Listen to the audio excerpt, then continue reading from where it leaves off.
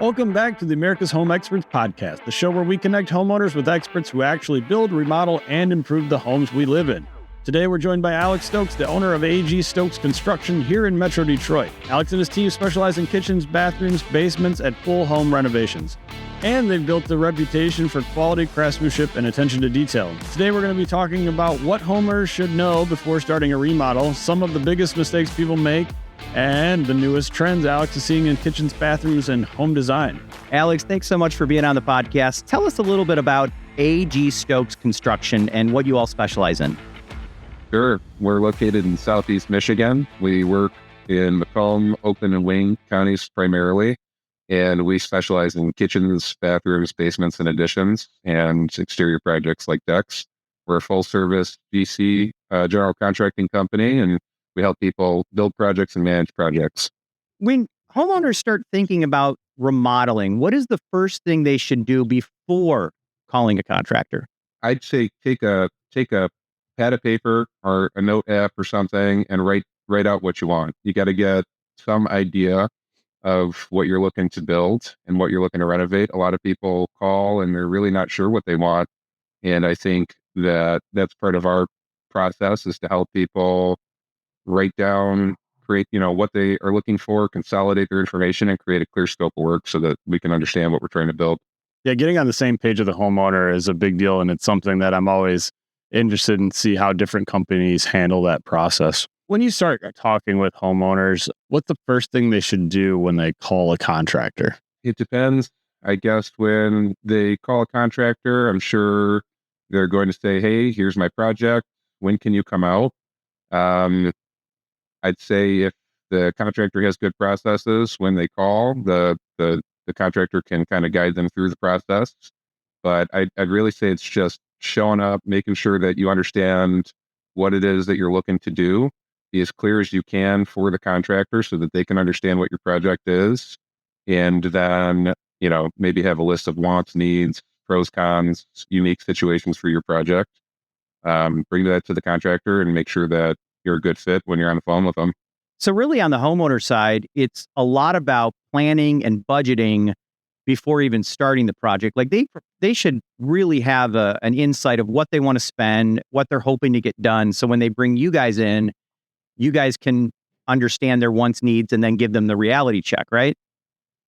Yeah. So when you're planning your remodel project, it's very advantageous to have a budget in mind. Now, a lot of times you're not going to know what it costs. So there's plenty of tools online right now where you can look up realistic costs of what your home projects might cost. A lot of times, if you just do a quick Google search, you're going to get prices all over that might not make sense to you. So research is good.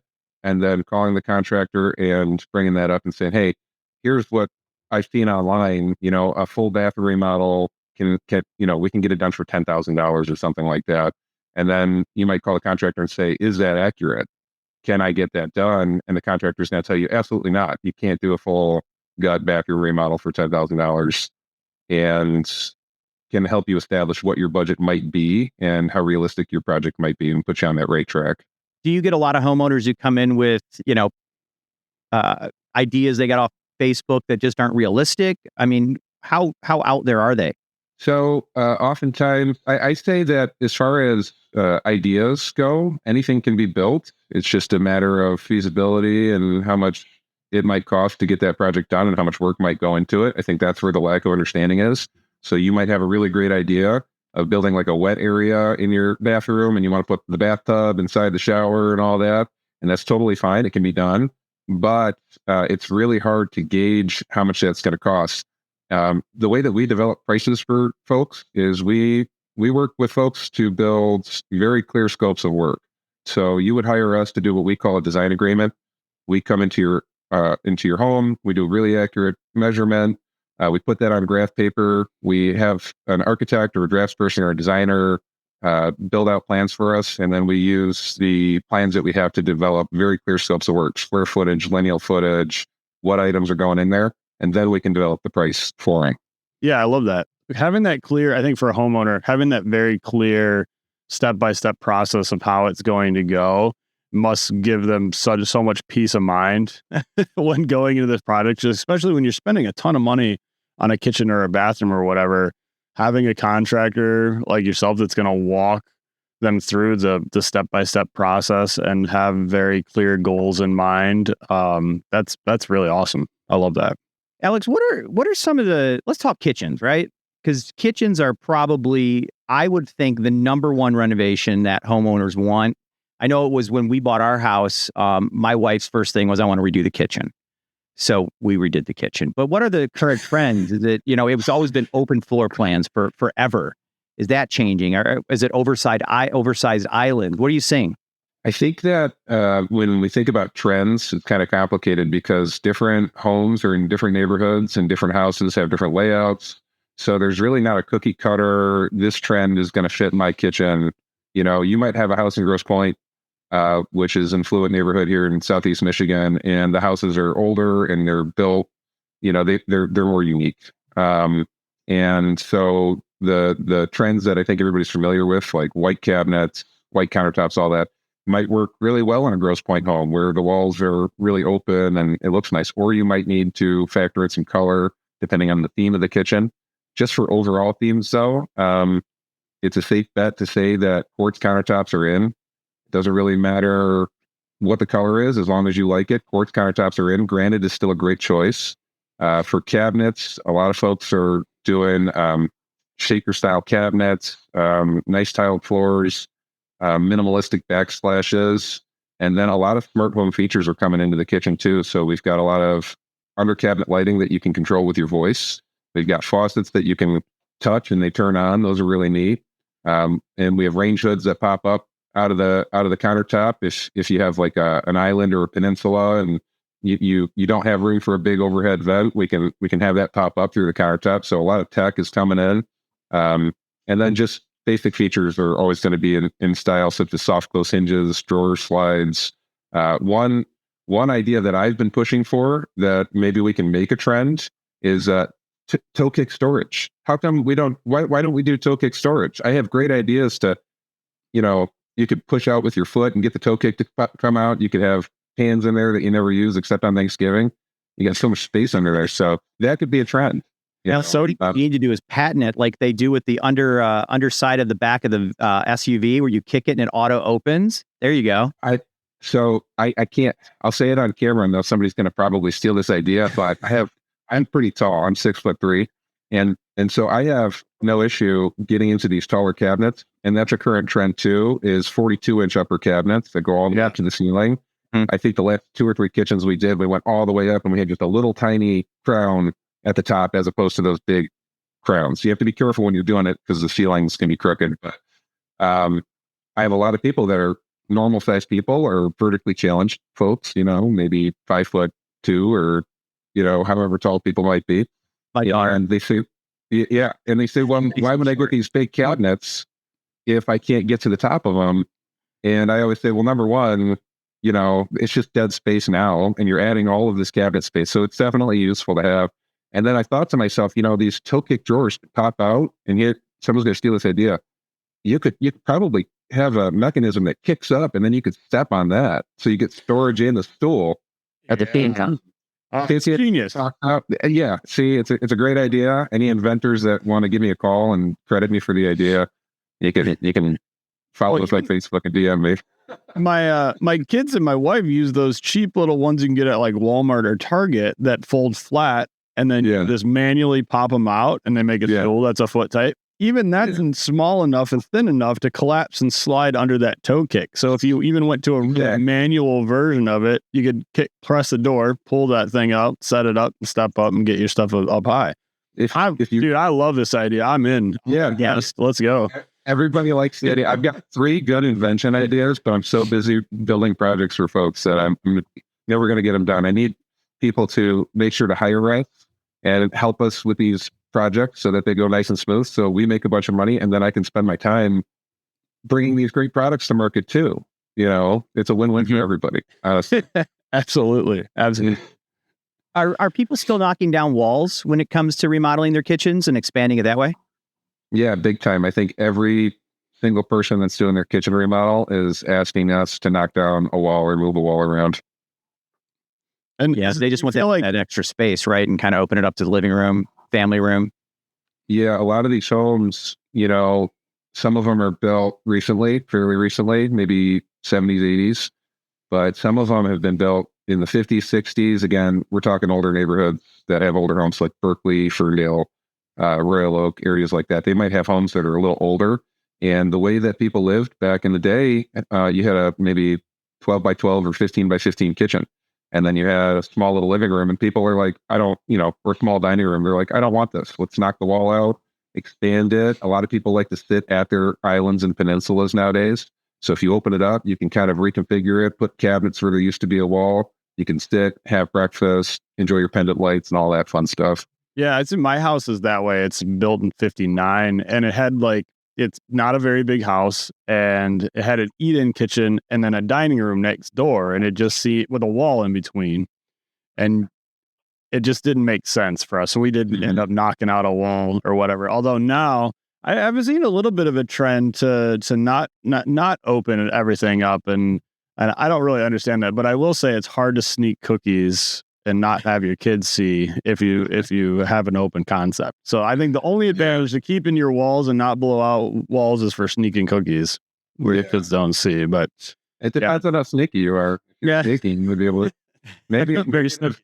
Maybe that's less a layout problem than just you stomping around, Yeah, it could be. It could be. Yeah, I'm not very successful when I go hunting. Maybe that's what it is. It's my stomping around, not being still. Yeah. Well, in hunting, a lot of the different animals that people hunt, like deer, scent is important. So maybe you're just stinky. Yeah, I could stay quiet, and the kids smell you. Sure. Yeah. Let's transition a little bit to bathrooms, because I would assume it goes number one is kitchens for remodels, right? And then I would assume second is bathrooms. So have they changed a lot in the last few years? What are homeowners asking for the most when it comes to a bathroom remodel? So bathrooms, a lot of the bathrooms that are getting remodeled are the old school square tiles. I think we've all seen the pinks, browns, blues, yellows. Very popular generation. Yeah, very popular in southeast Detroit area for sure. Yeah, so we've got those types of tiles, and then we've got the little checkerboard tiles that are everywhere. And they're very functional and they last a long time, but they're getting old, right? And I think when people are remodeling their bathrooms, what they're wanting is us to tear out everything and then open everything up, right? So oftentimes people have these showers where they have soffits above the shower that are limiting on the height. We're opening those up, we're tearing those out. For our tubs, we're using deep tubs. They have a lot of modern tech that allows for large soaker tubs that fit standard tub spaces. So that's one issue I always had with soaker tubs is if I lay down in a bathtub, my knees and my upper body are just hanging out. Like I'm just soaking my bottom half, you know what I mean? But a lot of the new tubs are deeper, and I know that I can fit in those, and so I imagine most could. Rain shower heads are always going to be popular, and frameless glass doors just to really open everything up. Niches in the walls. A lot of old showers didn't have niches, so we're adding niches. We're using a lot of metal edging called Schluter to edge out the tiles as opposed to bullnoses, but bullnoses are still very popular. It just depends on the tile that you're looking to use. And then some of the features that maybe if you're looking for a more luxury bath remodel that we're seeing are, again, I mentioned maybe earlier in the video, big wet rooms where maybe a standing tub is inside the shower. And then also steam showers. Steam showers are really popular right now. The tech is awesome. We've got smart tech, so everything's touch screen and you can set it. Him and hers, or multi-person shower stalls where you can have different valves for different people, so you can set your temperature. Maybe it's even app controlled. You can hop in your shower and your side is going to be set to your temperature, and you don't have to adjust it or anything like that. And then there's some things going on behind the scenes that come along with this, like tankless hot water heaters. So you have unlimited supplies. You have an unlimited supply of hot water as well while you're taking your showers. A lot of people like to take really long showers. So just a lot of fun stuff. Big 4-net tile, less grout, big slabs, lots of beautiful stuff. What about bidets? We just installed a bidet in our house and it is life-changing. I love it. What about the rest of the state? I think a lot of people are still nervous to ask for them, but everybody that has them does this thing where they're like, "Oh, I got it today. Let me tell you, changed my life." So We should have a Facebook group see, for bidet owners. I actually told my kids that it is an adult-only bathroom now because they keep wanting to come and use it. They're like, "Well, the seat's warm." I'm like, "Yeah, it's nice." the seats warm, yeah, your seats warm, and then you've got the lights in the toilet too. And I had somebody tell me one time though that maybe we got to look this up, but they're not bidets; they're actually called washlets. I don't know. That might be because I guess a bidet maybe is just a bidet. And since it's an all-in-one unit, maybe it's a little different. Or maybe it's just because it's French. I don't know. Yeah. I fell in love when I went to Japan because that's all they have over there. It was great. Still, it is one of the funniest things when people talk about remodeling. They say, "Oh, we got a bidet." Well, then, you become this little club. It's like a little secret between the two of you on how awesome they are. I'm a little snobby. Yeah, it's true. When I go to others, I'm like, "Hey, don't have a bidet." My butt's gonna. Someone has a bidet because you're going to tell you about it. You know what I mean? Yeah. Everyone I know the people in my life that have bidets because they will randomly tell me. It's like a pilot. They can't. They're a pilot. They can't go 2 minutes of meeting them without them letting you know they're a pilot. Exactly. Same thing with the bidet people. Also, people from Texas. You know immediately if they're from Texas because they mention it somehow. It's just the pride. It's just the pride. The pride just comes through with them. Yeah. Yeah. All right. Let's talk a little bit about the next biggest changeover, which I'm assuming might be basements, especially in our area. What are you seeing happening now with basements? I know we've got home gyms, we've got entertainment areas, we've got wet bars. What are you seeing? Yeah, basements. Obviously, basements are they're a larger remodel most of the time. A lot of people just don't have finished spaces down there. So in a basement, some people they just want to do very simple basement remodels, leave it an open floor plan, and that's fine. Maybe have one storage room for the utilities. You know, Again, hot water tank goes in there, furnace, stuff like that. But it depends on how big your basement is. A lot of folks are putting kitchens down there. A lot of folks are putting full bathrooms down there, bedrooms, egress windows to add to the floor space of the home, and also to provide for those bedrooms. You have to have an egress if you're going to have people sleeping in your basement. So that's important. If there's a fire in your home, you got to be able to get out. A lot of the current trends, though, I think they've been pretty consistent for a number of years. We see a lot of the LVP flooring going down in there, and then we're still doing a lot of the painted ceilings, which is super useful because all of your utilities are still intact. You have access to everything. You don't have a drop ceiling hanging down and removing space. And it just looks nice. One thing that we really like to do is we like to put crown molding all the way around, frame out the top of the walls where they meet the painted black ceiling. And it looks really, really nice. It kind of jogs around all of the pipes or whatever's hanging down in those ceilings. So looks really, really cool. And it keeps it nice and fresh and open. Oh, that's a great idea. I love that. Yeah. I've seen a lot less drop ceiling. We actually in our basement, we ripped our drop ceiling out because, again, for me, we were doing so much remodeling. I'm like, we can't access anything, and it was all old from the 80s and 90s. Is it changed? Are people not putting drop ceiling in as much? Yeah, I'd say it's more common to get either a painted ceiling, most often black, sometimes white, which looks really nice too, or to drywall it. The drywall can be more expensive just because you have to create so many soffits and areas for the utilities to run.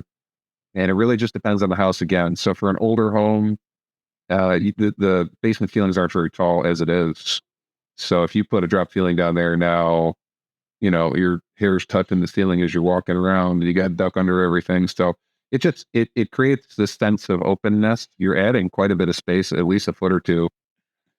Alex, tell us a little bit about additions. What is going to be super popular here in in the Midwest. I know my wife always wants sunroom, but I'm sure like back in the day, a lot of people were adding another story to their homes because they had a home and as their family grew, here in Metro Detroit, a lot of the homes were built in the 50s and 60s right after the war. So I noticed as I was growing up that they would build the second story on top of that. What's the trend now? Yeah, the trend now is mother-in-law suites is what they call them, right? So Yeah. bedrooms, bathrooms, maybe you have a relative that you'd like to move in. Maybe, like you said, a lot of the homes were built in the 1950s, and I kind of touched on that with the kitchens. A lot of the houses were built differently. So your bedroom, your master bedroom might be a 13 by 13 room with a closet, and you got to walk across the hall to get to your bathroom that you share with, some other members of your family. And you might have a large backyard, and you just build back and you build yourself a suite with your own private bathroom. That's really popular. Another really popular addition is just big expansions of space, where you can then add in so much other stuff, right? Double the kitchen size, new living areas, living rooms. We have one that we just finished up in Waterford. We added about 625 square foot, and it's just a huge extension of their living room. They've got a fireplace in there now. It's an entertaining space. They've got a utility closet in there that can function as a pantry. And it just, they've got a patio on it too. When you do an addition, you got to think you're not just building onto the back of the house or the side of the house. Sometimes and oftentimes you're also adding a deck. You might do a walk around deck. I've got some folks that called us out in Brighton, and when you walk into their house, you've got a kitchen, and then you've got this little tiny window, and that's their view of their lake that they live on. And so we talked about it, and they had said, we want storage and space. And I said, let's knock this out, put a big addition on the back with big, tall windows. Imagine that lake view. You can look out and see the whole lake. So, but additions are awesome. They add a ton of space. And the number one reason people are doing them is because they bought their house. They love their house. Maybe they got kids that go to school and they love the school district, and they love their neighbors. They don't want to move. They like their house and they just want to add on to it. And it's a great idea, because if you go buy another house, oftentimes you're going to have to do something new in that house too. You're going to buy the house and then say, well, I don't like the kitchen. Let's remodel that. So if you like your house, additions are a great option. That's a good point. I think a lot of people get, they have a home and then they think, well, the grass is always greener. But a lot of times you like your neighborhood, you like your neighbors, and maybe the house just isn't large enough. And it is a lot less expensive nowadays to add an addition than it would be to, upgrade your home to a different size. Yeah. And the return on investment on additions, look, you're not going to get 100% return on investment when you put work into your home. But I think if you look at the cost versus value reports for 2025, I haven't looked at the 2026 ones. There's some information on that they publish that has different remodeling projects and the values that people are seeing when they sell their home. And I think the worst you could do is like 60 or 65% when you do these bigger projects. So if you put $150,000 into it, you're getting 80,000, or whatever it is, whatever the quick math is, $90,000 immediately added to the value of your home. And then that's going to increase over time too. So you're not really spending as much as you might think. And then oftentimes people say, well, I'm spending all this money on this addition. Am I going to get the right return on investment for it? And I say, well, how long are you going to live here? Are you going to sell next year? Are you just trying to make a quick buck and sell your home? Because if you're going to live there for 5, 10, 15 years, or you plan on 5 and then it turns into 15, right? You got to think that you got to build this for yourself as well, and for what you want to live in and what you want to enjoy. Is it going to be useful for your life? And I think that's intangible in a lot of ways. Maybe your addition adds space and that gives you more freedom to do what you want to do, which maybe makes you more money at your job because you're just happier every day, right? So you can't really count on clean breaks like that. But I just say, if you have the ability to do it and the desire and it all works out, there's not a lot of downside to adding an addition onto an existing home that you love. Yeah, good points. Good points. Alex, if our listeners want to get a hold of you and reach you for their remodeling needs, how can they do that? They can call us at 248-206-5533. They can also check us out at stokesremodels.com.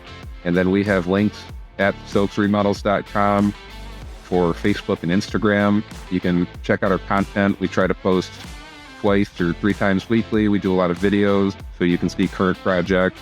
And then you can just scroll and look at all the cool stuff that we've been building. There's links all over the website, on Facebook, on Instagram for you to reach us, or you can just email us at one of those locations too. Awesome. We want to thank you so much for being on America's Home Experts podcast, Alex. It was a treat. And for all of our listeners, you heard how to reach out to them. And thank you again, Alex. Yeah, thanks, John, Steve. It was great talking to you guys. For everyone watching or listening, if you're thinking about remodeling your home in the Metro Detroit area, make sure you reach out to the team at AG Stokes Construction. And of course, if you want to see more expert advice from contractors across the country, visit americashomeexperts.com.